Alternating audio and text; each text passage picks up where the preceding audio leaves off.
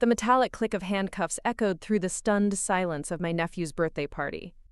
30 pairs of eyes watched as my brother-in-law, Detective Marcus Whitfield, yanked my arms behind my back in front of screaming children and horrified relatives. But what happened next changed everything. I'd love to know which corner of the globe you're watching from. And if this story speaks to you, make sure to subscribe.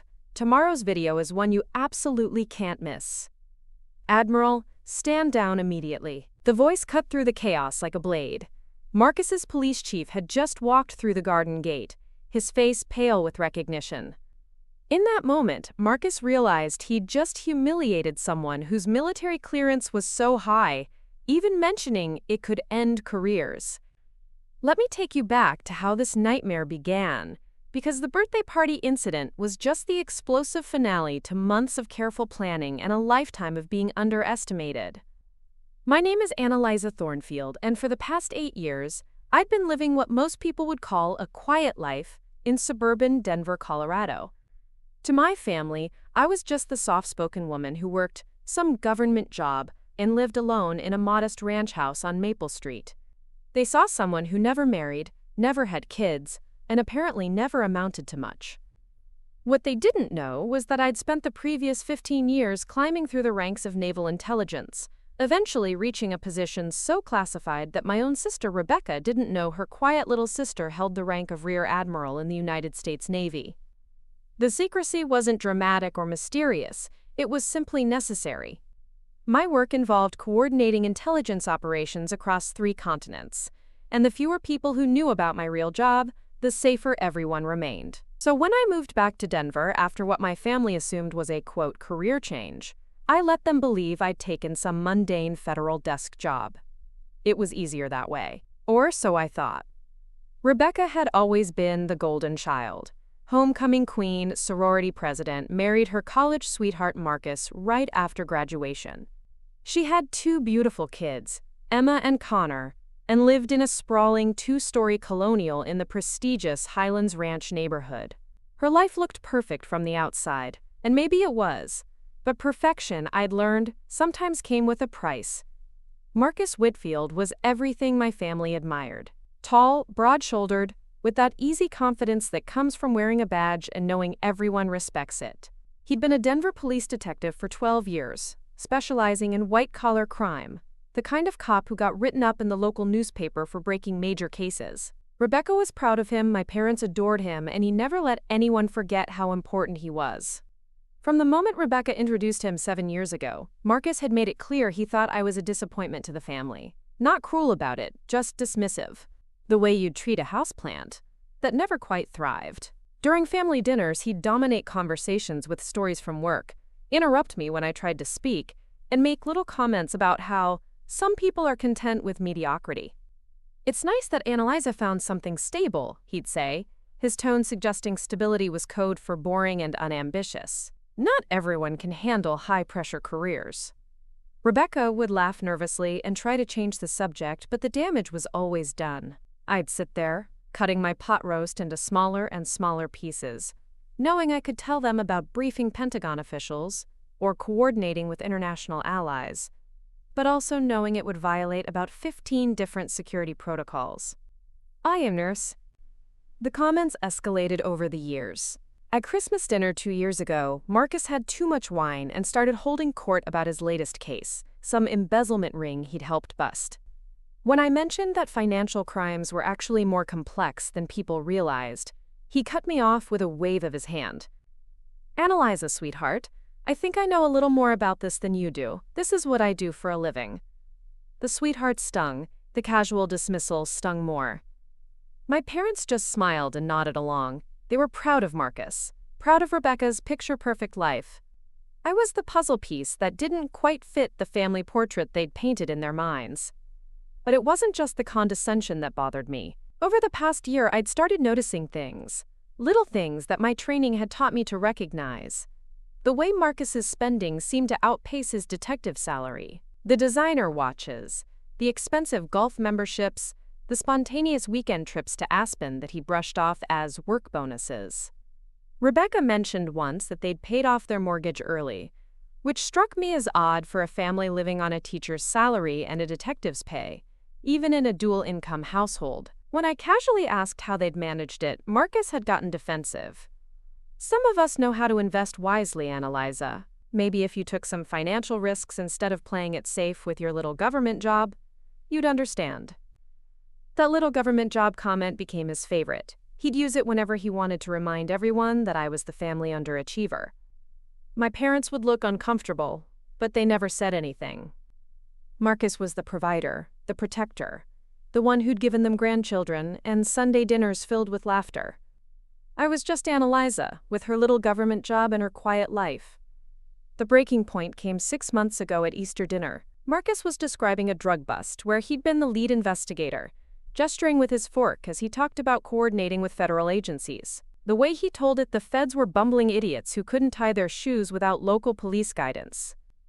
These federal types, he said, glancing at me with a smirk, they're all about procedure and paperwork, no real street experience. It's like they've never actually dealt with criminals before. Something in his tone, the casual contempt for federal law enforcement, made my jaw clench. I knew agents who died protecting this country. I'd worked with federal teams who operated at levels of complexity Marcus couldn't even imagine. I'm sure federal agents have their own expertise, I said quietly. Marcus laughed. What would you know about it? You push papers around some office downtown. That's not exactly the same as real law enforcement. The table went quiet. Rebecca looked mortified. My parents stared at their plates. Connor, who was 8 at the time, asked if he could be excused from watching cartoons. I stood up, folded my napkin, and placed it beside my plate. Thank you for dinner, Rebecca. It was delicious. I kissed my sister on the cheek, hugged my parents, and left without another word. Marcus called after me, his voice loaded with false concern. Annalisa, don't be so sensitive. I'm just saying there are different levels of law enforcement. Nothing wrong with staying in your lane. I didn't respond, but as I drove home that night, I made a decision. I was tired of staying in my lane. That's when I started keeping a closer eye on Detective Marcus Whitfield. Not officially, not through any government channels. Just paying attention the way my training had taught me to pay attention.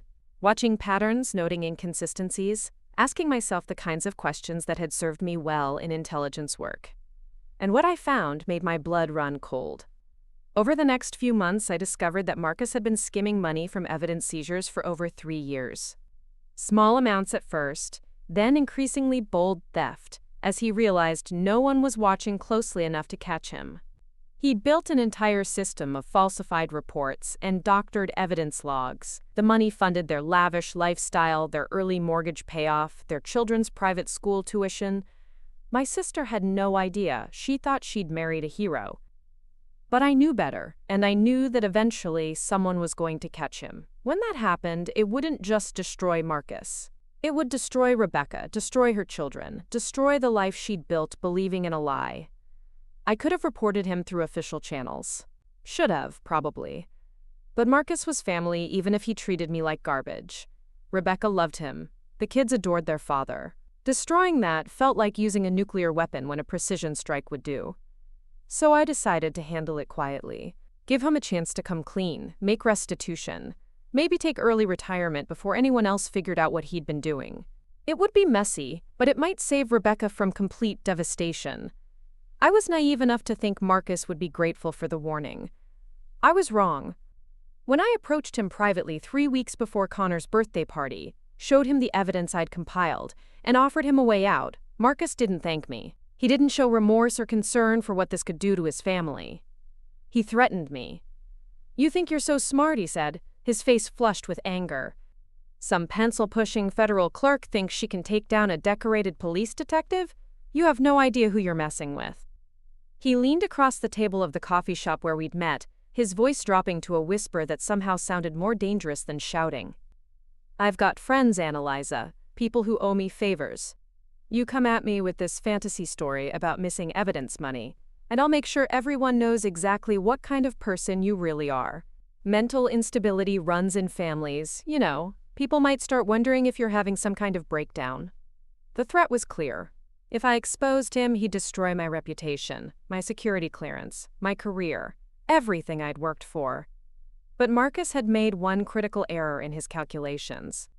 He'd assumed I was still the quiet little sister who'd sit at family dinners and let him dismiss me. He thought I was the same person who'd swallow insults and stay in my lane. He had no idea that I'd spent 15 years learning how to neutralize threats to national security. And Marcus Whitfield had just made himself a threat. A lot of love and effort went into bringing this story to life. If you're enjoying it, we'd be so grateful if you'd subscribe to our channel. Now, back to where we left off. As I sat in that coffee shop, watching him swagger away, confident he'd intimidated me into silence, I realized something had shifted inside me. For years, I'd compartmentalized my life. Admiral Thornfield handled international crises and classified operations, and Eliza handled family dinners and birthday parties. But Marcus had just collapsed those walls. The quiet government worker was about to remind Detective Whitfield exactly why some people earn Admiral stripes before they turn 40. Connor's 9th birthday party was supposed to be a celebration. Instead, it became the stage where Marcus's carefully constructed world finally came crashing down. But he had no way of knowing that as he sent out invitations, planned party games, and prepared to humiliate me one final time in front of our entire family. He thought he was dealing with his wife's disappointing little sister. He was about to learn he'd been threatening a United States Navy admiral. And admirals, as Marcus was about to discover, don't back down from fights. They end them. The morning of Connor's 9th birthday dawned crisp and clear, one of those perfect Colorado days where the Rocky Mountains stood sharp against an impossibly blue sky. I'd spent the previous night wrapping his gift, a remote-controlled helicopter he'd been wanting for months, and rehearsing the conversation I planned to have with Marcus after the party. One last chance. One final opportunity for him to do the right thing before I took matters into my own hands. I arrived at Rebecca's house at noon, parking my modest Honda Civic behind a line of luxury SUVs that belonged to Marcus's police buddies. The Whitfield home looked like something from a magazine spread, all manicured lawns and flower beds that Rebecca tended with the same perfectionist attention she brought to everything else in her life.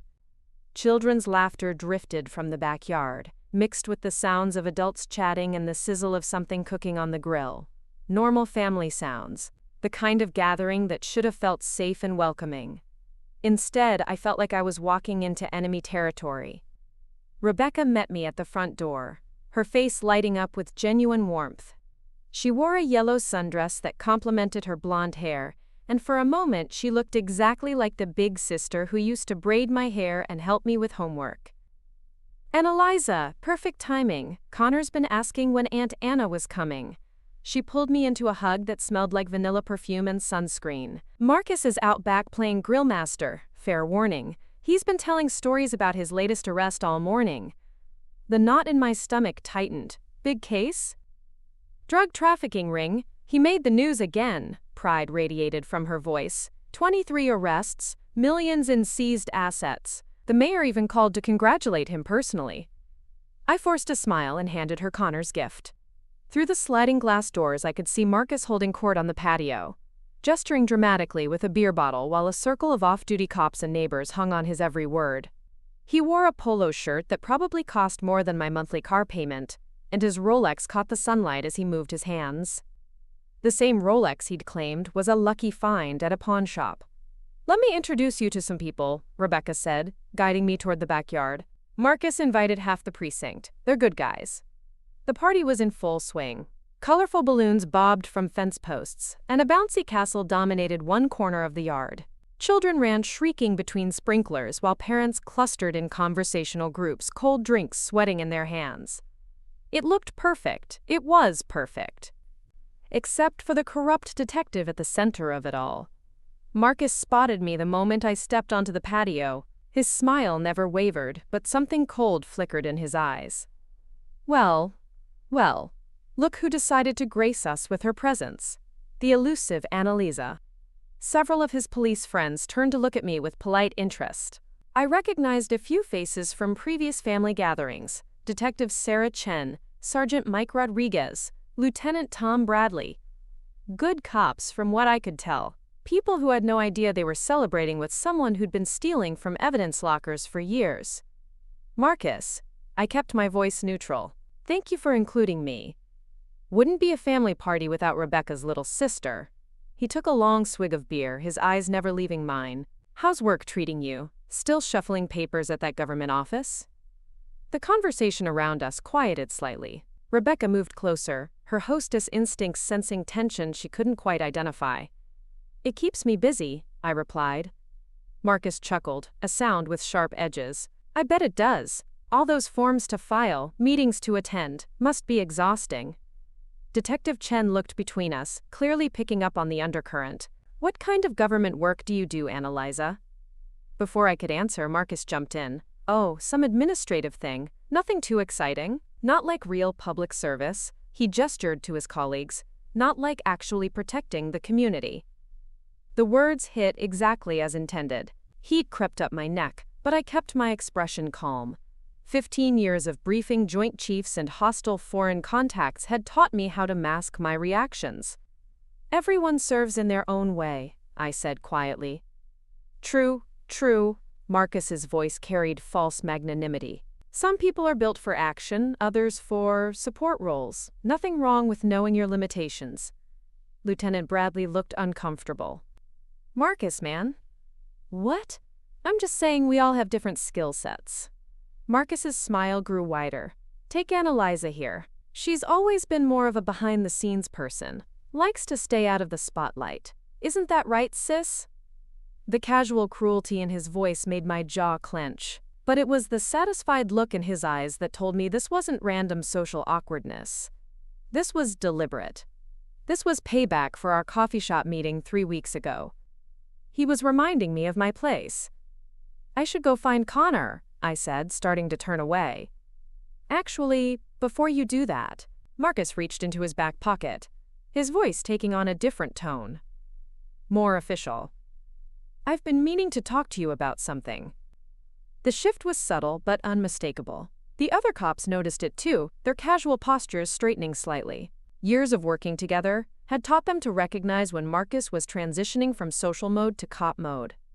Oh? I kept my voice level, but every instinct I'd developed in naval intelligence started screaming warnings.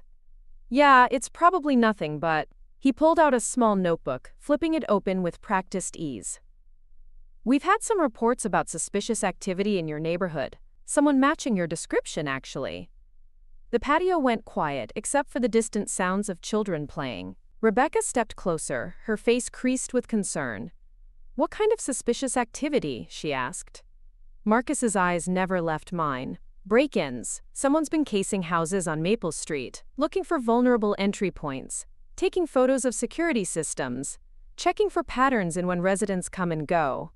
My blood turned to ice. Maple Street was my street. My address. Rebecca's voice was small. That's Anna's neighborhood. I know. Marcus nodded gravely. Which is why I wanted to ask some questions. Just routine stuff, you understand. Where were you last Tuesday evening around 9 p.m.? The question hung in the air like smoke. Around us, the party continued, but our little circle had become an island of tension. Detective Chen frowned, clearly confused by the line of questioning. Marcus, she said carefully, what exactly are you suggesting? I'm not suggesting anything, just following up on reports. He clicked his pen, poised to write. So, Annalisa, Tuesday night? I stared at him, understanding finally dawning. This wasn't about break-ins or suspicious activity. This was Marcus making good on his threat from the coffee shop. He was painting me as unstable, unreliable, possibly criminal. In front of his colleagues. In front of my family. I was at home, I said quietly. Alone? Yes. He made a show of writing in his notebook. And what about Wednesday? Same time? Marcus. Rebecca's voice carried a warning. What's this really about? Just being thorough, babe. Can't be too careful these days. But his smile was pure malice. You know how it is with single women living alone. Sometimes they get ideas. Start imagining things. Create scenarios to get attention. The implication hit like a physical blow. He wasn't just questioning my alibi, he was questioning my mental state. In front of police officers who would remember this conversation, who would wonder later if Rebecca's sister might be having some kind of breakdown. That's enough. Lieutenant Bradley's voice cut through the tension. Marcus, this isn't appropriate. What's not appropriate is ignoring potential criminal activity just because of someone's family. Marcus snapped the notebook shut. But don't worry. I'm sure it's all just coincidence. He stepped closer, lowering his voice just enough that only I could hear. Must be stressful, though. All that pressure at your little government job. Sometimes people crack under stress. Start making poor decisions. The threat was crystal clear. Back off, or I'll destroy your reputation and your career. I looked around the patio. Detective Chen watched with obvious concern. Lieutenant Bradley's jaw was tight with disapproval. Sergeant Rodriguez stared into his beer like he wished he were anywhere else. Rebecca looked mortified, torn between supporting her husband and protecting her sister. And Marcus? Marcus looked triumphant. Well, I said finally, I'm glad you're being so thorough in your investigations. Something in my tone made him pause. There was steel in my voice that hadn't been there before, a hardness that came from years of dealing with threats to national security. But before he could respond, a new voice cut through the tension. Detective Whitfield. We all turned.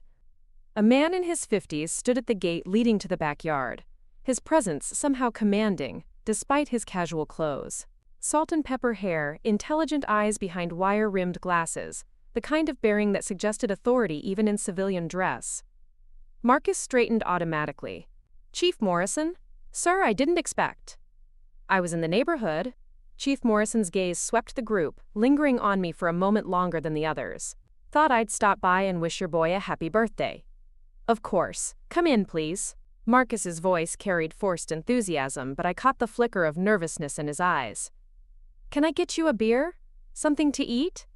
That's kind, but I can't stay long. The chief stepped fully into the yard, and I noticed the way the other officers subtly shifted to attention. Beautiful party. Your wife has excellent taste. Rebecca beamed at the compliment, some of the tension leaving her shoulders.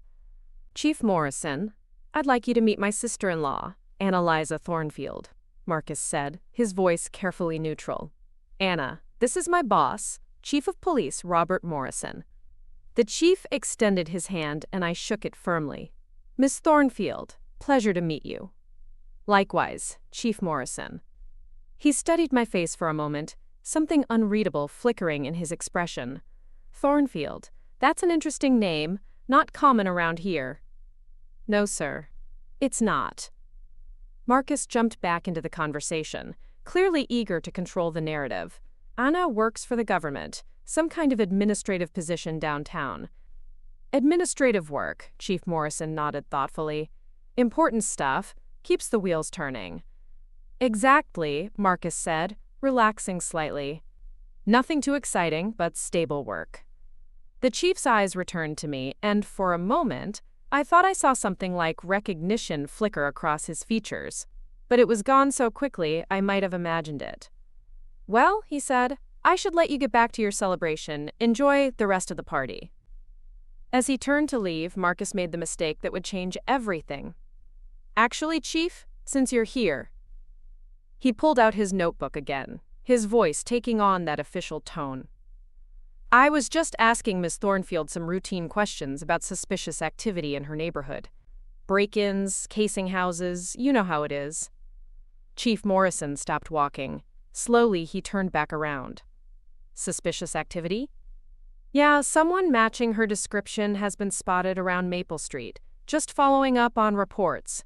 Marcus's confidence was returning. Can't be too careful, even with family. The chief's expression didn't change, but something in the air shifted. The temperature seemed to drop 10 degrees. I see. And what exactly led you to question Miss Thornfield about these reports? Marcus hesitated, suddenly sensing dangerous ground. Well, she lives in the area and you thought it appropriate to interrogate your sister-in-law at a child's birthday party? The chief's voice remained calm, but there was steel underneath. Based on what evidence? I wouldn't call it interrogation, sir, just routine questions. Chief Morrison stepped closer, his eyes never leaving Marcus's face. Detective Whitfield, in my 30 years of law enforcement, I've learned that good cops don't ambush family members at social gatherings unless they have probable cause. The patio had gone dead silent. Even the children's laughter seemed muted. Do you have probable cause, Detective? Marcus's face was flushed now, sweat beading on his forehead despite the mild temperature. I was just being thorough. Answer the question. No, sir, no probable cause. Chief Morrison nodded slowly. Then I suggest you apologize to Miss Thornfield and return to enjoying your son's birthday party. The humiliation on Marcus's face was total and complete. In front of his colleagues, his family, his friends, he'd been dressed down by his superior like a rookie who'd overstepped his bounds. Of course, sir. You're absolutely right. He turned to me, his voice tight. I apologize, Annalisa, I was out of line. I nodded, not trusting myself to speak. Chief Morrison looked around the group one more time, his gaze settling on me briefly. Enjoy the rest of your afternoon, everyone. As he walked away, the silence stretched like a rubber band about to snap. Marcus stared after his boss, his jaw working like he was chewing glass. The other officers studied their drinks, clearly uncomfortable with what they'd witnessed. Rebecca broke the silence first. Well, that was intense. Detective Chen cleared her throat. Maybe we should check on the kids, see how the birthday boy's doing. The group began to disperse, conversations resuming in careful, normal tones. But I could feel the undercurrent of tension, the unasked questions hanging in the air. Marcus caught my arm as I started to walk away. His grip was tight enough to bruise. This isn't over, he whispered, his breath hot against my ear. You think you're clever, but I know what you're trying to do. And when I prove it, your little government job won't protect you. I looked down at his hand on my arm, then back at his face. When I spoke, my voice was barely above a whisper, but every word was crystal clear. Take your hand off me, now. Something in my tone made him release me immediately. For just a moment, he looked uncertain, like he'd caught a glimpse of something he didn't recognize. But the moment passed. His arrogance returned, along with his satisfied smirk. Enjoy the party, sis. Make sure you stick around. I have a feeling things are about to get very interesting. As he walked away, I realized Marcus had just made his final mistake. He thought he'd won. He thought he'd successfully intimidated me into silence while establishing my instability in front of witnesses. What he'd actually done was declare war on someone who'd spent 15 years learning how to fight battles he couldn't even imagine. The birthday party was about to become a battlefield. And Marcus had no idea he'd just challenged an admiral to single combat. The drive home from Connor's birthday party felt like moving through water. My hands gripped the steering wheel so tightly my knuckles had gone white, and every traffic light seemed to last an eternity. The radio played some cheerful pop song that felt like noise against the storm in my head. Marcus's words echoed in the silence of my Honda Civic. This isn't over. When I prove it, your little government job won't protect you. What he didn't understand was that my government job wasn't protection. It was a weapon he'd just forced me to consider unsheathing. By the time I pulled into my driveway on Maple Street, the sun was beginning to set, casting long shadows across the modest ranch houses that lined my quiet neighborhood. Mrs. Patterson next door was watering her roses, and she waved cheerfully as I got out of my car. Normal. Everything looked so normal. But nothing felt normal anymore. Inside my house, I stood in the entryway for a long moment, keys still in my hand, staring at the framed photo on the hall table. It showed Rebecca and me at her wedding 7 years ago, both of us smiling broadly, her in white lace and me in navy blue bridesmaid dress. We looked so happy, so confident that life would work out exactly as planned. How naive we'd been. I walked to my kitchen and poured a glass of wine I didn't want, then sat at the small breakfast table where I usually ate my solitary dinners. The house felt too quiet, the kind of silence that amplifies your own thoughts until they become overwhelming. For the first time in months, I let myself fully consider what I was really dealing with. This wasn't just about Marcus's embezzlement anymore. This wasn't about family dynamics or wounded pride. This had become something much more dangerous.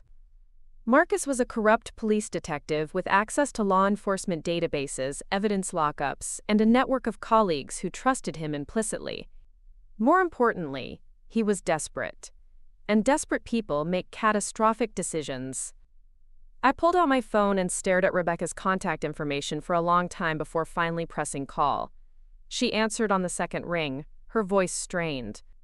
Anna, are you okay? You left so suddenly after whatever that was with Marcus. I'm fine. The lie came automatically. How's the party going? It's winding down. Most people left after you did, actually. The whole thing was just… She paused, and I could hear her moving to somewhere quieter. Marcus said he was trying to help with some neighborhood security issue, but it felt so aggressive, so public. Rebecca, can I ask you something? I kept my voice carefully neutral. Has Marcus been acting differently lately? More stressed, maybe spending money you haven't talked about? Silence stretched between us. When she finally spoke, her voice was small. Why would you ask that? Just… something seemed off today. The way he questioned me, the things he implied, that's not normal police procedure. Anna, I know Marcus can be intense about his work, but he's a good man. He loves this family. He would never… She trailed off, not finishing the thought. Never what? Nothing. It's just been a long day. Connor had a wonderful time, by the way. He loved the helicopter. Another deflection. Rebecca had perfected the art of changing subjects when conversations veered toward uncomfortable territory. It was a survival skill she'd developed living with a man who controlled narratives the way Marcus did.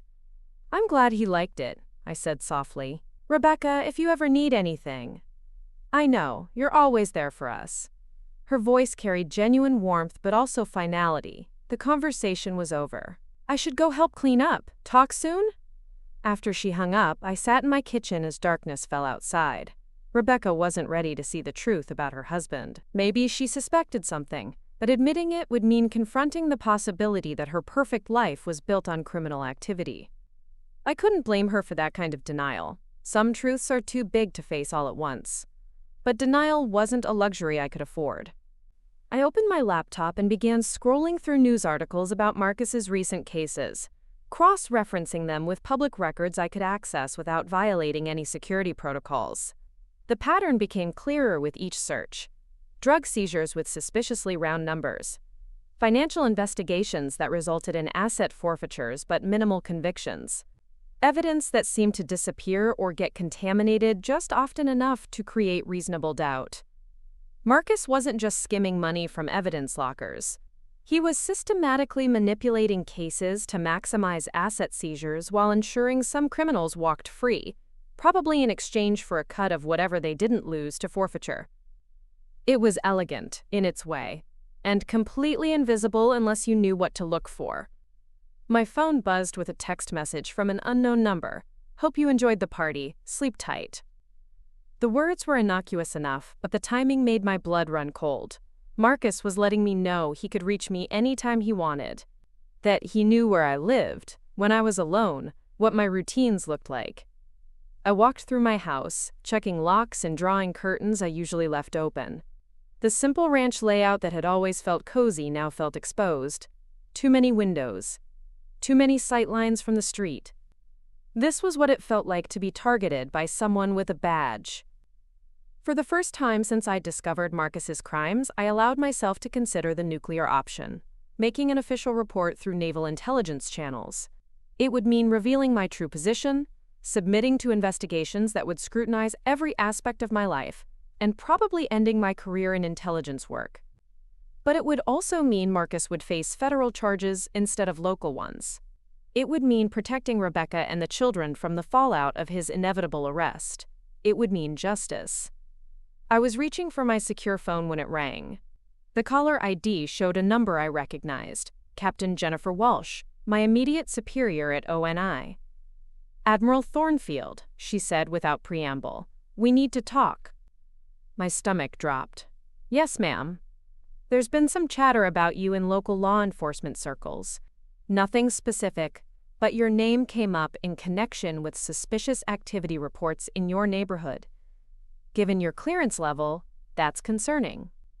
I closed my eyes. Marcus was already building his case against me, spreading doubts about my stability and reliability. If that information reached the wrong people in Washington, my career would be over, regardless of whether I reported him officially. Captain, I need to brief you on a situation that's developed. Not over the phone, my office, tomorrow morning at 0800, and Admiral? If this involves personal relationships affecting your security status, you need to get ahead of it. Now. The line went dead, leaving me staring at my phone in the growing darkness of my living room. 24 hours. That's how long I had to decide whether to destroy my career to save my family, or let Marcus continue his campaign to paint me as an unstable federal employee having some kind of breakdown. I poured another glass of wine and sat on my couch, staring at the blank television screen. In the reflection, I looked smaller somehow, older. Like the weight of impossible choices was physically pressing down on my shoulders. The smart play was obvious. Report Marcus through official channels, accept the career consequences, and trust the system to handle justice. Clean, professional, by the book. But the smart play would also mean Rebecca losing her husband, Connor and Emma losing their father, and my parents losing the son-in-law they adored.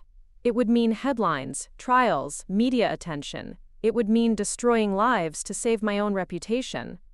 The alternative was letting Marcus continue his systematic intimidation until he either forced me out of town or found a way to have me arrested on fabricated charges. He was already laying the groundwork, creating a paper trail that painted me as mentally unstable and possibly criminal. Both options felt like losing. I must have dozed off on the couch, because I woke to the sound of my doorbell ringing at 11:30 p.m. For a moment I sat frozen, heart pounding. Nobody rang doorbells at that hour unless something was very wrong. Through the peephole, I saw Detective Sarah Chen standing on my front porch, looking uncomfortable and checking over her shoulder like she didn't want to be seen. I opened the door with the chain still attached. "Detective Chen, is everything all right?" "Miss Thornfield, I'm sorry to bother you so late. Could I come in?" "I think we need to talk." I studied her face in the porch light. She looked genuinely concerned, not like someone conducting official police business. After a moment's hesitation, I unlocked the chain and stepped aside. "Coffee?" I offered as she followed me to the kitchen. "No thank you, this won't take long." She sat at my breakfast table, her hands clasped tightly in front of her. "What happened at the party today? That wasn't normal procedure. I wanted you to know that." I poured myself a cup of coffee I didn't need, mainly to have something to do with my hands. I figured as much. Marcus has been acting strange lately, more aggressive, more paranoid. Some of the guys have noticed it too. She paused, choosing her words carefully. There are rumors about irregularities in his cases. Nothing official, but good cops notice patterns. And the patterns around Marcus's arrests have been unusual. I sat across from her, measuring how much I could say without revealing information I shouldn't have. Unusual how? Evidence handling issues. Witnesses who change their stories. Asset forfeitures that don't quite add up. She met my eyes directly. The kind of irregularities that make investigators start asking uncomfortable questions. Relief flooded through me. I wasn't the only one who'd noticed Marcus's criminal activity. Other cops were starting to connect the dots. "Why are you telling me this?" Detective Chen was quiet for a long moment. "Because I think Marcus knows he's being watched, and I think he's trying to create distractions, scapegoats, people he can point to if internal affairs start sniffing around." The implication was clear. Marcus was setting me up to take the fall for his own crimes. "What would you do?" I asked quietly. "If you were in my position?"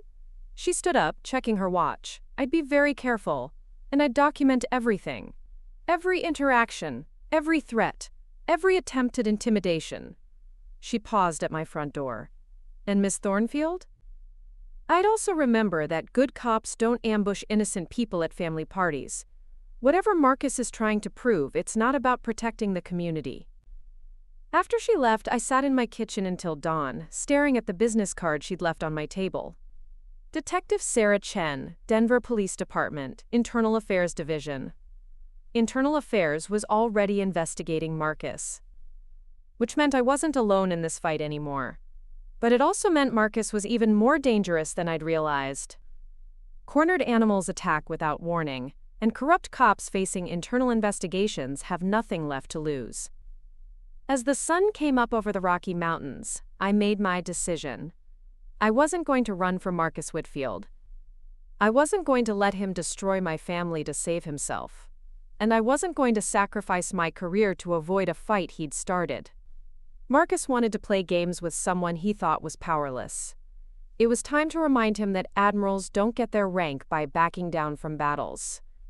The war was about to begin in earnest.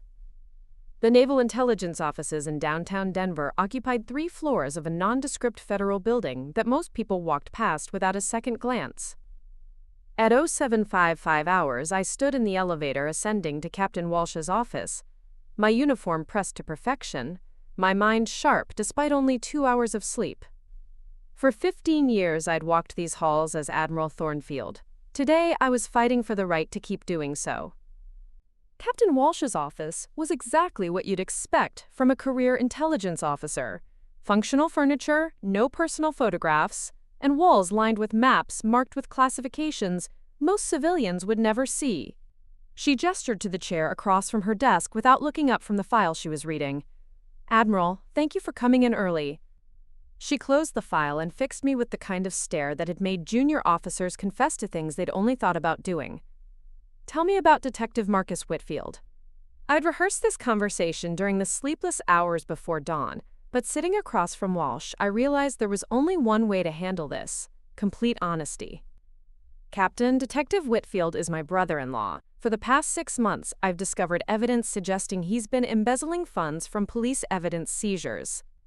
When I attempted to approach him privately about this, he threatened to destroy my security clearance by spreading false information about my mental stability." Walsh's expression didn't change.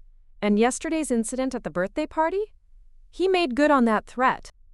Publicly questioned me about fabricated criminal activity in front of his colleagues and my family, designed to establish a pattern of suspicious behavior that could later be used to discredit any accusations I might make."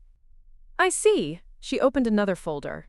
"Are you aware that Detective Whitfield contacted FBI liaison Agent Harrison yesterday evening, expressing concerns about a federal employee and his family who might be experiencing psychological instability?" My blood turned to ice. Marcus had moved faster than I'd anticipated, and in directions I hadn't expected. By involving the FBI, he was forcing a federal investigation of my fitness for duty. "No, ma'am, I was not aware of that." "Agent Harrison is scheduled to interview you this afternoon. Before that happens, I need to understand exactly what we're dealing with." Walsh leaned forward. "Admiral, in your professional assessment, is Detective Whitfield a threat to national security?" The question hung in the air like smoke from a fired weapon. By asking it that way, Walsh was giving me an opening, a way to frame this as a security issue rather than a personal vendetta. "Yes, ma'am, I believe he is." "Explain." I pulled out the folder I'd prepared, setting it on her desk.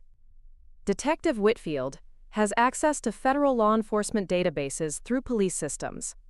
He's demonstrated willingness to use his position for personal gain and to intimidate federal employees. More concerning, he's shown he'll fabricate evidence and manipulate official reports to achieve his goals." Walsh opened the folder, scanning the documents I'd compiled. Financial records, case summaries, timeline of suspicious activities.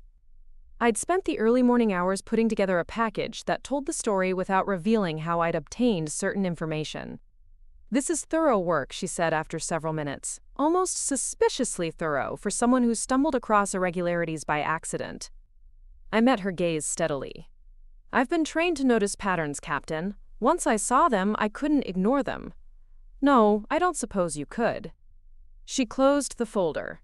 "Admiral, I'm going to ask you a direct question, and I need a direct answer.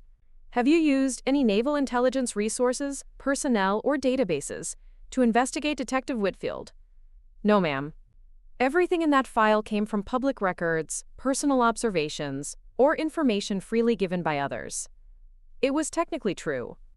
I'd been scrupulously careful to avoid accessing anything that required my security clearance. Walsh studied me for a long moment.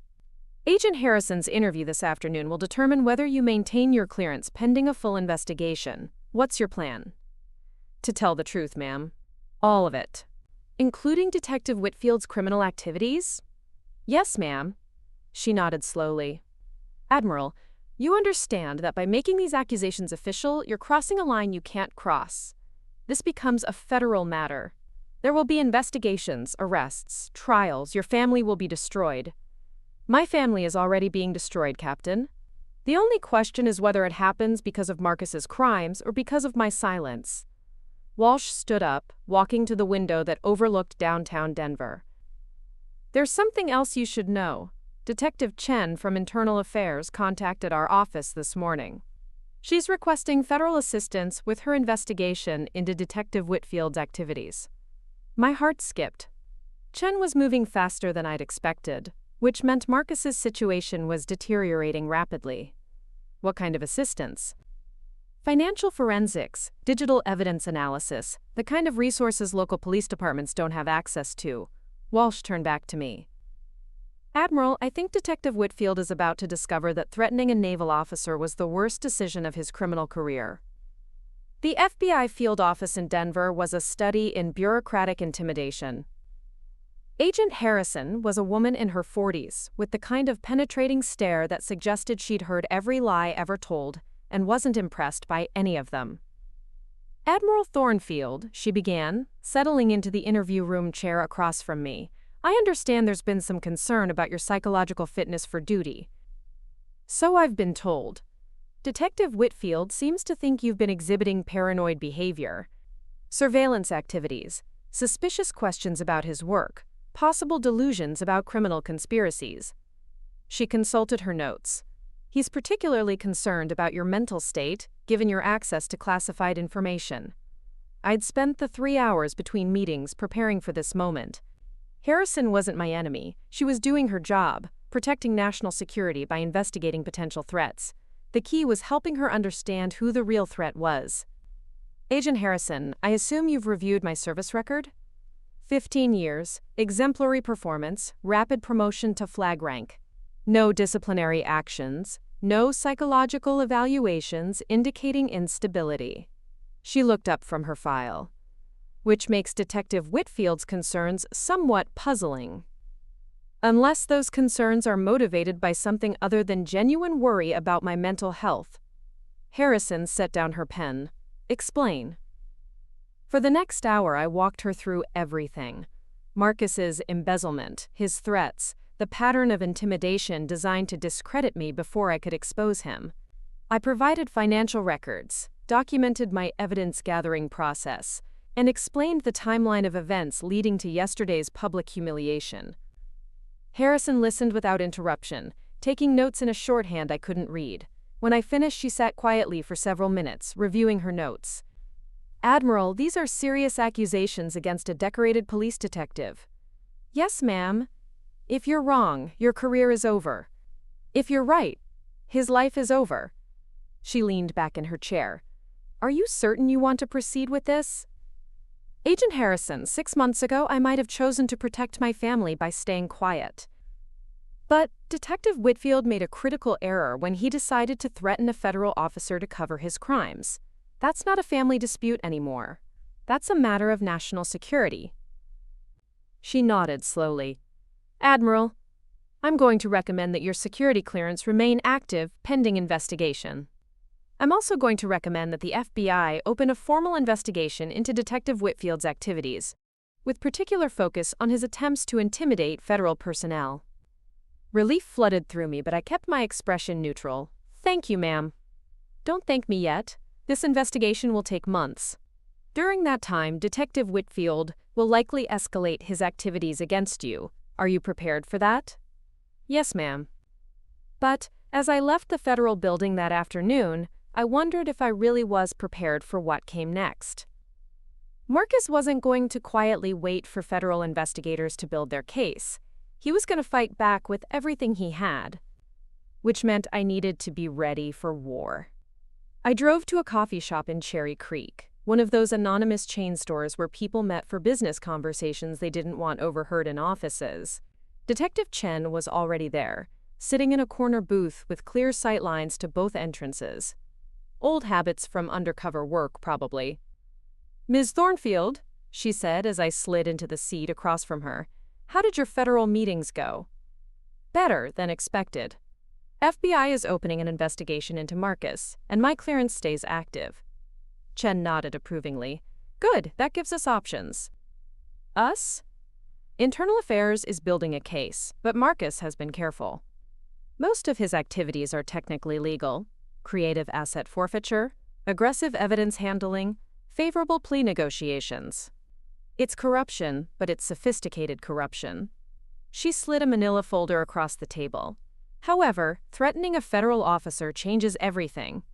That's a crime we can prove, and it gives us leverage to flip his associates. I opened the folder, scanning the surveillance photos and financial records inside. Marcus meeting with known criminals, cash deposits that didn't match his salary, luxury purchases made days after major drug seizures. This is impressive work. We've been watching him for 8 months. You just gave us the missing piece. A victim willing to testify about his intimidation tactics. Chen leaned forward. Admiral, I need to be clear about something. Once this goes public, Marcus will know you're the source. He'll come after you with everything he has. I'm counting on it. She raised an eyebrow. Explain. Marcus's strength comes from operating in shadows, using his badge to intimidate people who can't fight back. But I'm not some civilian he can bully into silence. I'm a naval officer with resources he doesn't understand. Such as? I smiled for the first time in days. Detective Chen, have you ever seen what happens when someone threatens national security? That evening, I sat in my home office, secure phone in hand, making calls I'd never thought I'd need to make. The first was to Commander Roberts at Navy JAG, explaining that I needed legal representation for a potential criminal case involving intimidation of naval personnel. The second was to Captain Martinez at O&I Operations, requesting a security assessment of my current living situation given threats from a local law enforcement officer. The third was to Admiral Blake at Pacific Fleet Intelligence, my former commanding officer and mentor, briefing him on a situation that could potentially embarrass the Navy if not handled properly. By the time I finished those calls, 3 things were clear. First, the United States Navy takes threats against its officers very seriously regardless of who makes them.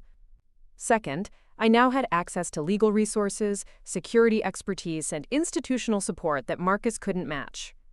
Third, I was no longer fighting this battle alone. The secure phone rang as I was finishing my notes. Captain Walsh's voice was crisp and professional. Admiral, I've received authorization from SECNAV to provide you with whatever support you need to resolve this situation, within legal boundaries, of course. Understood, Captain. There's also been a development. Agent Harrison's preliminary investigation has uncovered evidence that Detective Whitfield may have been selling information from police databases to criminal organizations. This is now a matter of national security. I felt a cold satisfaction settle in my chest. Marcus had finally made a mistake big enough to bring down the full weight of federal law enforcement. What are my orders, Captain? Continue your normal routine, document any further intimidation attempts, and Admiral, be careful. Cornered animals are dangerous, and Detective Whitfield is about to discover just how cornered he really is. As I hung up the phone, I realized something had fundamentally changed. For months, I'd been playing defense, trying to protect my family while exposing Marcus's crimes. Now I was going on the offensive. Marcus thought he was fighting Rebecca's quiet little sister. He was about to learn he'd declared war on the United States Navy. And in that fight, there was only one possible outcome. I opened my laptop and began typing my official statement for the FBI investigation. Every threat, every intimidation attempt, every moment of humiliation Marcus had inflicted on me would be documented with military precision. By tomorrow morning, federal prosecutors would have everything they needed to destroy Marcus Whitfield's life as thoroughly as he tried to destroy mine. The only question was whether he'd be smart enough to surrender before I had to destroy him completely. Somehow, I doubted it. The call came at 6:47 a.m. on a Tuesday morning, 3 weeks after my FBI interview. I was drinking coffee and reviewing intelligence briefings when my secure phone buzzed with a message that made my blood freeze. Package delivered. Marcus just got served with federal search warrants. Game time. Detective Chen's text was followed immediately by another from Agent Harrison. Federal task force executing simultaneous raids on Whitfield residence and precinct locker. Your testimony may be needed today. Stand by. I set down my coffee cup with hands that weren't quite steady. After weeks of careful planning and legal maneuvering, the hammer was finally falling. Marcus Whitfield was about to discover that threatening a naval officer had consequences he'd never imagined. My phone rang before I could fully process the implications. Rebecca's number flashed on the screen, and I could hear chaos in the background before she even spoke. Anna? Anna, I don't understand what's happening. There are FBI agents in my house. They have a warrant. They're taking Marcus's computer, his files, everything. Her voice cracked with panic. They won't tell me anything, except that it's related to a federal investigation. What federal investigation? The moment I'd dreaded for months had finally arrived. Rebecca was about to learn the truth about her husband, and I was going to be the one who had to explain it. "Where are you now?" I asked, grabbing my car keys. "At my neighbor's house. They said we had to leave while they searched. Anna, the kids are scared. Connor keeps asking if Daddy's in trouble." She started crying. "Is Daddy in trouble?" "I'm coming over. Don't talk to anyone else until I get there, okay?" "Okay, but Anna, do you know what this is about?" I closed my eyes. "We'll talk when I get there." The drive to Highlands Ranch took 25 minutes, but it felt like hours. My mind raced through scenarios, trying to figure out how much I could tell Rebecca without compromising the investigation. Federal task forces don't execute dawn raids based on suspicions. They do it when they have evidence of serious crimes. Which meant Marcus's situation was even worse than I'd realized. I found Rebecca and the kids at Mrs. Henderson's house next door, looking like refugees from their own life. Connor and Emma sat on the couch in their pajamas, wide-eyed and confused, while Rebecca paced the living room with a cup of coffee she wasn't drinking. "Anna, thank God." She rushed to hug me, and I could feel her trembling. "They wouldn't tell me anything, just handed me this warrant and said we had to leave immediately." I scanned the federal search warrant, noting the specific items they were authorized to seize: computers, financial records, evidence of money laundering, communications with known criminals, and documentation related to illegal asset forfeiture activities. The language was precise and damning. This wasn't a fishing expedition. The FBI had evidence of specific crimes. "Rebecca, we need to talk, privately." Mrs. Henderson, who'd been watching the children with grandmotherly concern, immediately understood. "I'll take Connor and Emma to the backyard, show them my garden." Once we were alone, Rebecca turned to me with desperate eyes. "Anna, please. Whatever's happening, I need to understand. Is Marcus in trouble with the federal government?"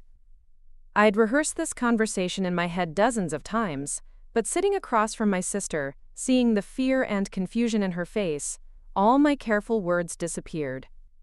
"Yes," I said quietly, "he is." She sat down heavily, like her legs couldn't support her anymore. "What kind of trouble?" "Rebecca, for the past several months I've been aware that Marcus was involved in some questionable activities related to his police work. When I tried to address it with him privately, he threatened me." "Threatened you how?" "He said he'd destroy my career by spreading false information about my mental stability. He made good on that threat at Connor's birthday party." Rebecca's face went pale. "The questions about suspicious activity in your neighborhood, the way he interrogated you in front of everyone." She looked sick. "That wasn't real police business, was it?" "No, it was intimidation designed to discredit me before I could report his criminal activities." "Criminal activities?" Her voice was barely a whisper. "What criminal activities?" I pulled out the folder I'd prepared, the same evidence I'd shown to the FBI. Marcus has been embezzling money from police evidence seizures, skimming cash from drug busts, manipulating asset forfeiture cases, selling information from police databases to criminal organizations. Rebecca stared at the documents like they were written in a foreign language. Financial records showing deposits that far exceeded Marcus's police salary. Surveillance photos of him meeting with known drug dealers. Email communications discussing special arrangements for evidence handling. "This can't be real," she whispered. "Marcus is a good cop. He's dedicated his life to law enforcement." "Rebecca, I'm sorry. I know this is devastating. I hoped I could handle it quietly, protect you and the kids from the fallout. But Marcus forced my hand when he decided to threaten a federal officer." She looked up sharply. "Federal officer? Anna, you work in some kind of administrative position?" "No, I don't."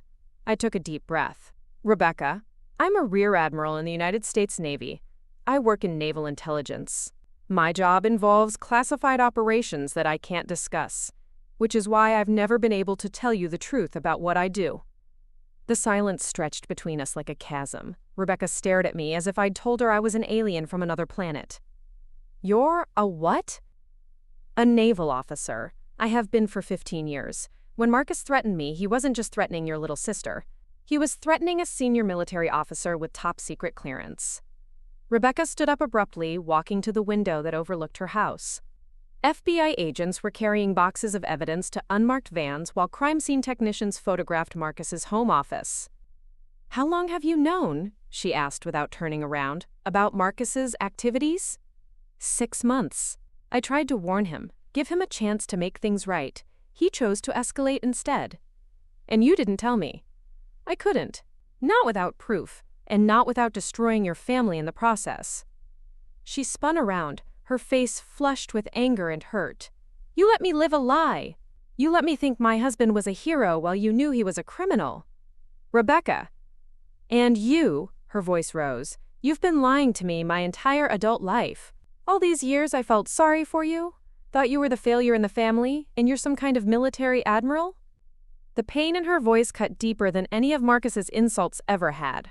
I'd protected my cover so well that I'd let my own sister believe I was worthless.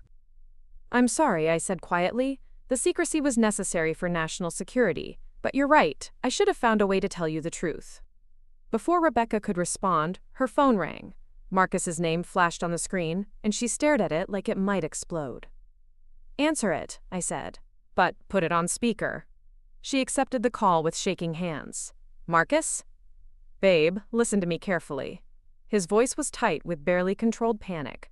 "I need you to get the kids and go to your parents' house immediately. Don't pack anything, don't talk to anyone, just go." "Marcus, where are you?" "The FBI was at our house this morning." "I know. That's why you need to leave. Now." There was background noise, like he was calling from a busy street. "Rebecca, this is all a misunderstanding, but it's going to take time to sort out. I need you and the kids somewhere safe while I handle this." "Handle what?" "Marcus, what's happening?" A long pause. When he spoke again, his voice was different, harder. "Has anyone contacted you, asked you questions about me or our finances?" Rebecca looked at me, uncertainty flickering in her eyes. "No, no one's contacted me." "Good. If anyone does, FBI, police, anyone, you don't know anything about my work. You're just a wife and mother who doesn't get involved in police business. Understand? Marcus, you're scaring me. I'm trying to protect you. Just do what I'm telling you and everything will be fine." Another pause then. "Has your sister been around lately?" My blood turned to ice. Rebecca's eyes widened as she looked at me. "Why are you asking about Anna?" "Just answer the question. Has she been talking to you about me or my work?" Rebecca hesitated for just a moment too long. "No, Marcus. Anna doesn't get involved in family business." "Good. Keep it that way." His voice carried an edge of menace now. "Rebecca, I need you to listen very carefully. Your sister isn't who you think she is. She's been working with federal agents to build a case against me based on lies and fabricated evidence." Rebecca's face went white. She looked at me with growing horror as Marcus continued. "Anna has some kind of government job that gives her access to databases and resources. She's been using them to spy on me, to build false cases. She's obsessed with destroying our family." "That's not true," I said quietly, but Rebecca held up a hand to silence me. "The whole thing at Connor's birthday party was her setting me up," Marcus continued. "She knew federal agents would be watching, so she provoked me into questioning her. Made it look like harassment when I was just trying to protect my family from an unstable woman with government connections." "Marcus."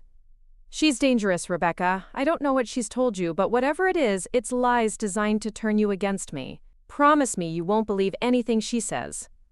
Rebecca stared at me while Marcus waited for her response. I could see the war happening behind her eyes, years of trust in her husband battling against the evidence I'd just shown her.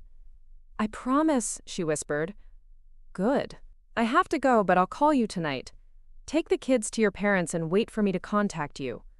And Rebecca? Stay away from your sister until this is resolved."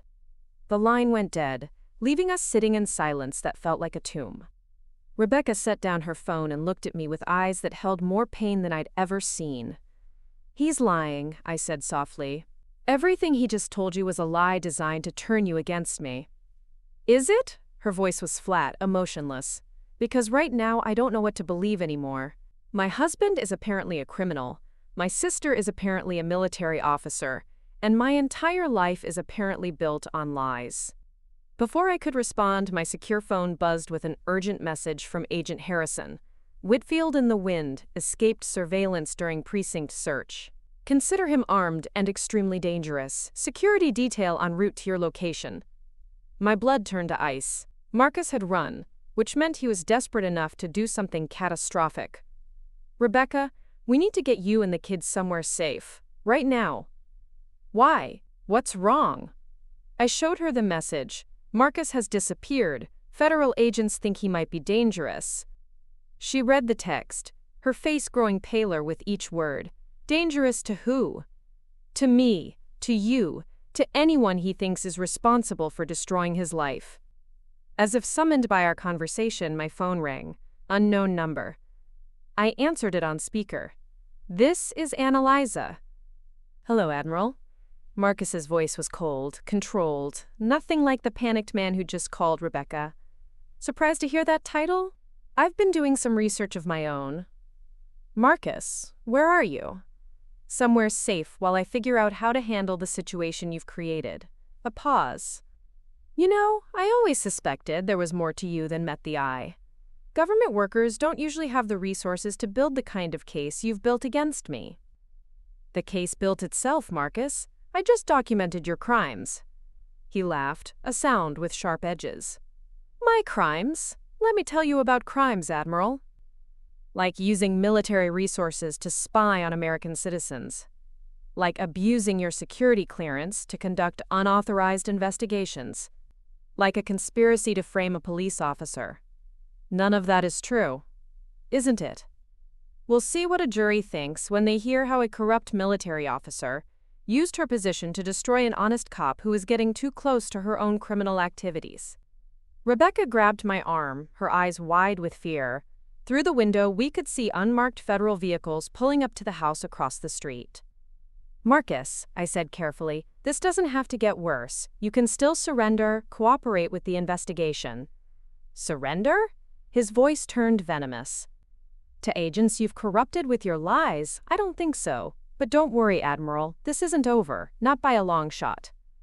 The line went dead. Rebecca stared at me with terror in her eyes. He sounded different, like someone I've never met before. "That's because the man you married was a carefully constructed lie," I said gently. "This is who Marcus really is when his mask comes off." Federal agents were at Mrs. Henderson's door before I finished the sentence, their faces grim with purpose. "Admiral Thornfield?" The lead agent flashed his credentials.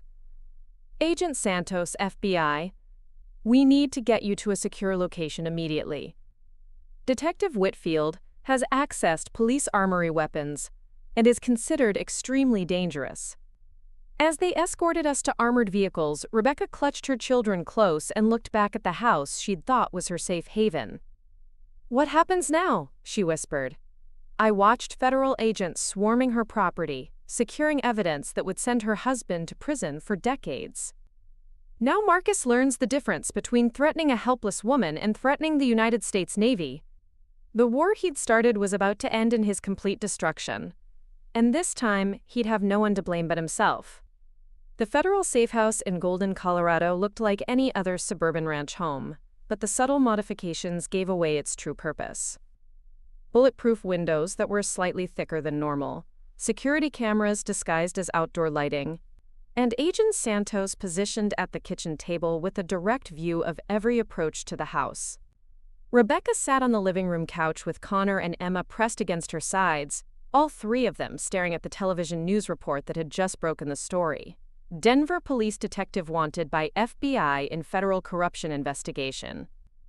Marcus's police department photo filled the screen while the anchor read details that made Rebecca flinch with each word. Detective Marcus Whitfield is wanted for questioning in connection with evidence tampering, money laundering, and intimidation of federal officers. He is considered armed and dangerous. That's Daddy, Emma whispered, her 8-year-old voice confused and frightened. Why are they saying mean things about Daddy? Rebecca pulled her daughter closer, her own voice breaking.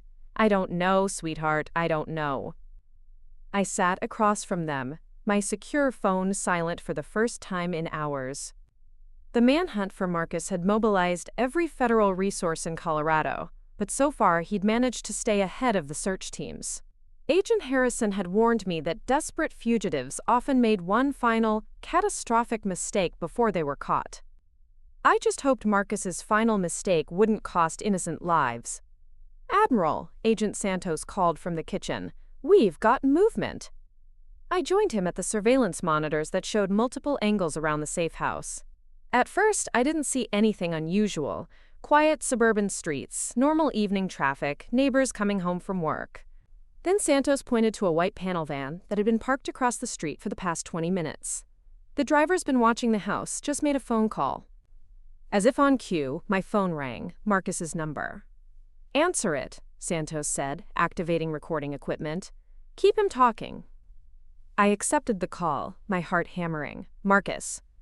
Hello, Admiral. His voice was different again, calmer, more controlled, which somehow made it more terrifying. Enjoying your federal protection? Where are you? Close enough to see the fear in my children's eyes. The coldness in his voice made my blood freeze. You've destroyed their lives, you know. Connor and Emma will grow up knowing their father was branded a criminal because of their aunt's lies. Through the living room window, I could see the white van. If Marcus was watching us, he could see the children. Marcus, this isn't about the kids. They don't deserve to be traumatized by your choices.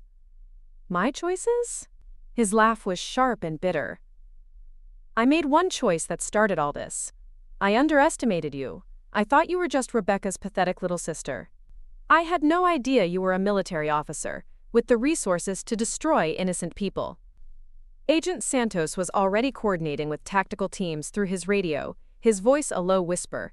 Suspect vehicle identified, request immediate perimeter establishment. Marcus, I said, trying to keep him focused on me instead of whatever plan he was forming. You can still end this without anyone getting hurt. Surrender now and I'll testify that you never physically threatened your family. Surrender to who? To the agents you've corrupted with your lies? To a system you've manipulated from the inside? His voice rose with each word. I'm a decorated police officer with 12 years of exemplary service, and you've branded me a criminal based on fabricated evidence. The evidence isn't fabricated. You embezzled hundreds of thousands of dollars from evidence seizures. You sold police database information to drug dealers. You threatened a federal officer to cover your crimes. Prove it. The simple challenge hung in the air like a gauntlet thrown down, because that's exactly what the federal government was about to do. I don't have to prove it, Marcus. The FBI already has all the evidence they need: financial records, communication intercepts, witness testimony. Your own police department is cooperating with the investigation. Silence on the other end of the line. When Marcus spoke again, his voice was quiet, almost thoughtful. You know what the funny thing is, Admiral? You're right, about all of it. I did take money from evidence lockers. I did sell information to criminals. I threatened you to protect myself. The admission sent shockwaves through the safe house. Agent Santos looked up sharply from his radio coordination, and I could hear Rebecca gasp from the living room. But here's what you don't understand, Marcus continued. I didn't do it for greed. I did it for them. For Rebecca and the kids. Do you have any idea what it costs to give your family the life they deserve? Private schools, nice houses, college funds? A detective's salary doesn't cover the American dream anymore. So you became a criminal. I became a provider. I found ways to make sure my children would have opportunities I never had, and it was working perfectly until you decided to play the hero. Through the surveillance monitors, I could see tactical vehicles moving into position around the neighborhood. The white van remained stationary, but thermal imaging showed a single occupant in the driver's seat. Marcus, you need to know something. The FBI has discovered that some of the criminals you sold information to used it to target other police officers. Detective Williams was shot during a drug raid last month because the dealers knew he was coming. Another long silence. When Marcus spoke, his voice had lost some of its certainty. That's not possible.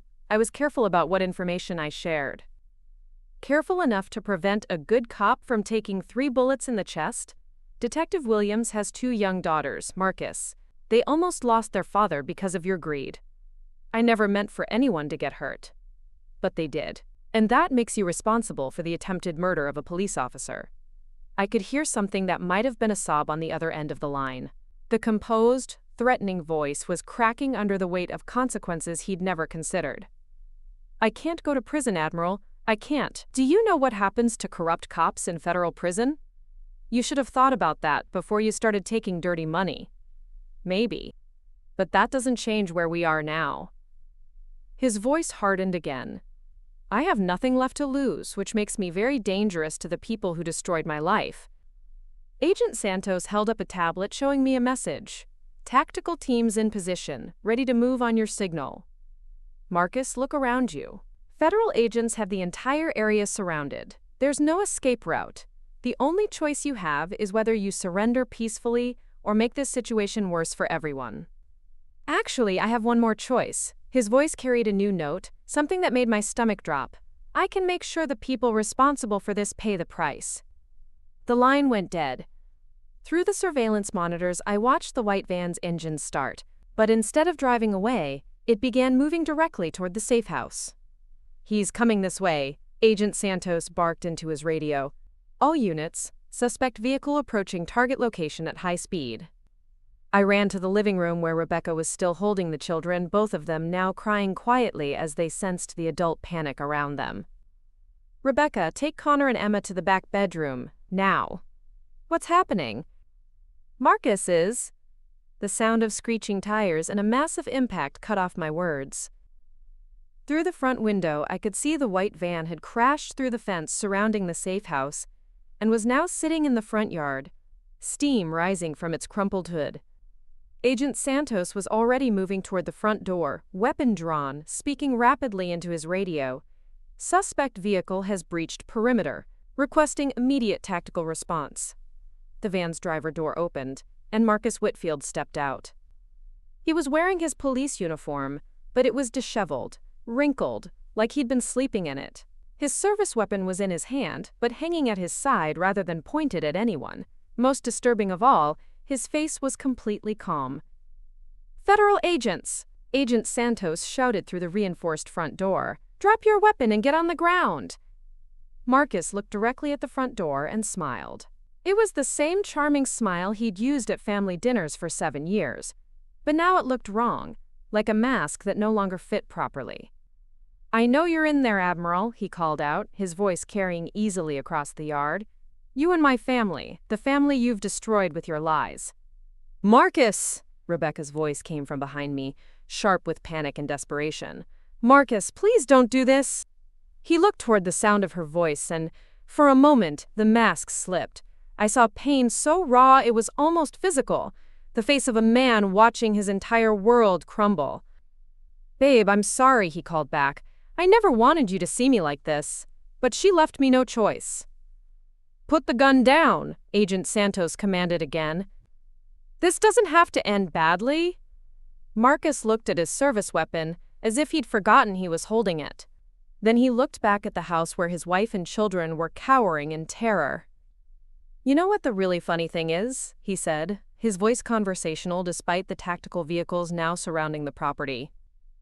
I actually thought I was the good guy in this story, providing for my family, taking money from criminals who didn't deserve it anyway, protecting the people I loved. My secure phone rang, Chief Morrison's name on the display. I answered while keeping my eyes on Marcus through the window. Admiral Thornfield, came Morrison's voice.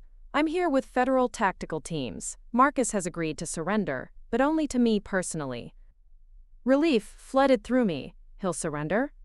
He wants to make a statement first. For his children. He's asked that you be present when he gives up his weapon. I looked at Agent Santos, who nodded grimly. This was the best outcome we could hope for. Marcus, I called out through the reinforced door. Chief Morrison is here. He says you're ready to surrender. I am. His voice was tired now, all the fight was gone out of it. But first, I need to say something.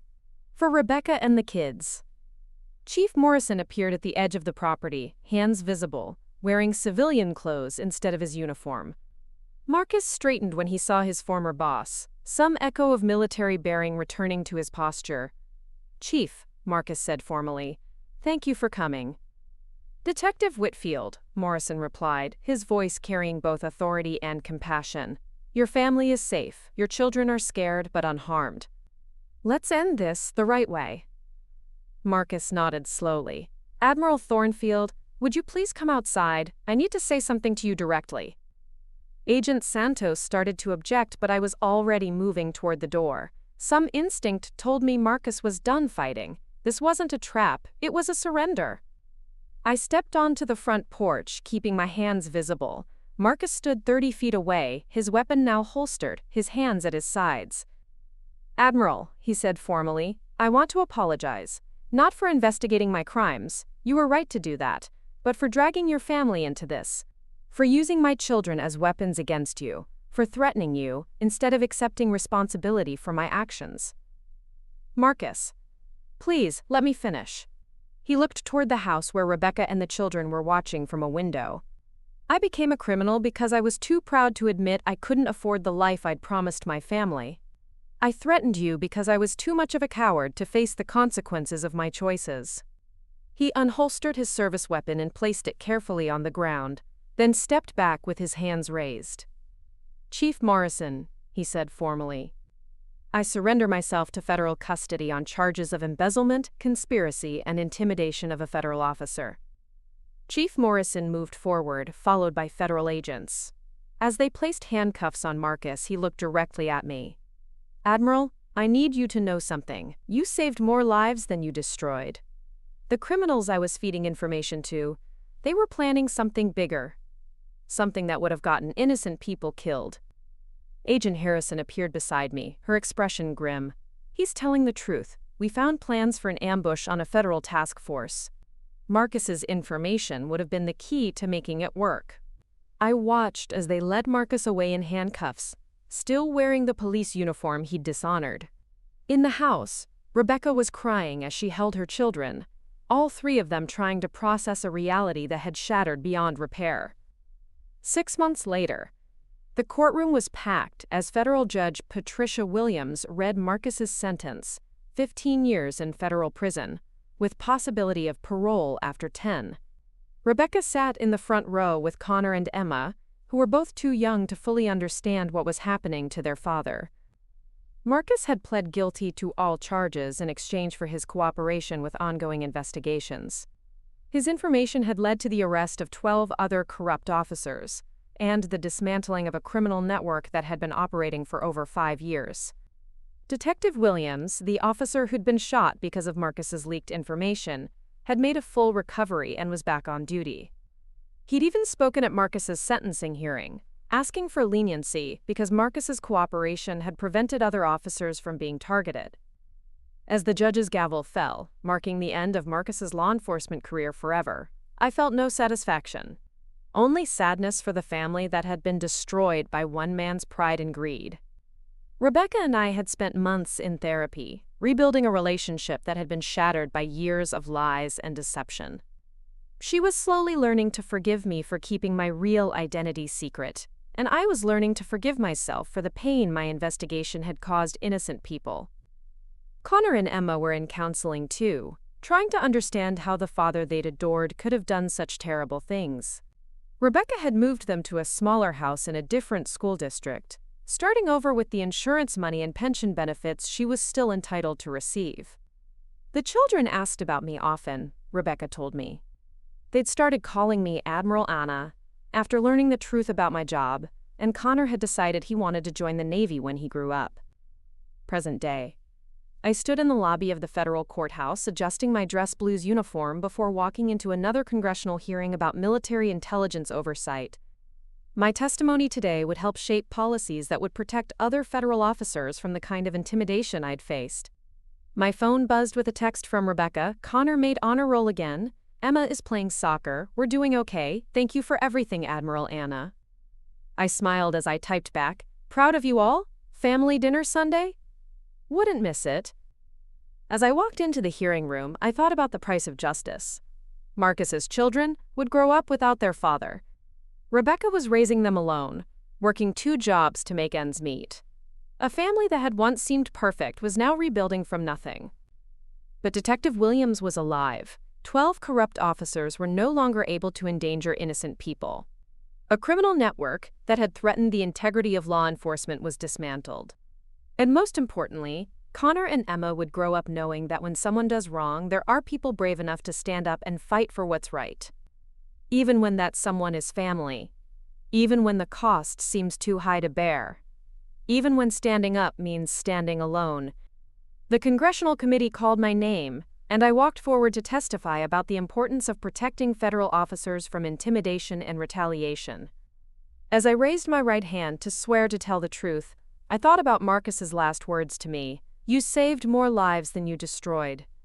In the end, that's all any of us can hope for. To leave the world a little safer than we found it. To stand up for justice, even when it costs us everything. To remember that some fights are worth winning, no matter the price. Marcus thought he was dealing with Rebecca's quiet little sister. He learned he'd challenged a United States Navy admiral. And admirals, as he discovered too late, don't back down from fights that need to be fought. They finish them. Looking for more? We've got 2 amazing stories ready for you right on screen. If this one touched you, these are absolutely worth your time. Click to watch them now. And hey, subscribe and hit that bell to never miss our latest uploads.